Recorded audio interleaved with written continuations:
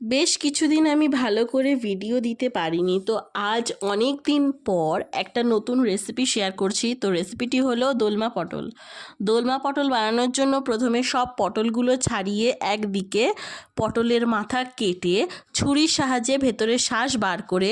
অল্প তেলে নুন ছিটিয়ে হালকা ভেজে তুলে রেখে অন্যদিকে পটলের শাঁসের মধ্যে 4 চামচ সাদা সরিষা ও 5 থেকে 6টা কাঁচা লঙ্কা দিয়ে একসাথে বেটে নিয়ে কড়াইতে অল্প তেলে বাটাটা দিয়ে পুর করে নিয়ে ঠান্ডা করে অল্প অল্প করে একটা একটা করে পটলের মধ্যে ঢুকিয়ে নিয়ে পটল ভাজার তেলে জিরা ফোড়ন দিয়ে 2টো পেঁয়াজ কুচি করে দিয়ে একটা টমেটো কেটে দিয়ে 1 চামচ আদা বাটা ও 1 চামচ হলুদ গুঁড়ো লঙ্কা গুঁড়ো সব মশলা একসাথে কষিয়ে নিয়ে জল দিয়ে আন্দাজ মতো নুন ও চিনি দিয়ে ঢাকা দিয়ে ফুটে গেলে ঢাকা খুলে পুর ভরা পটলগুলো দিয়ে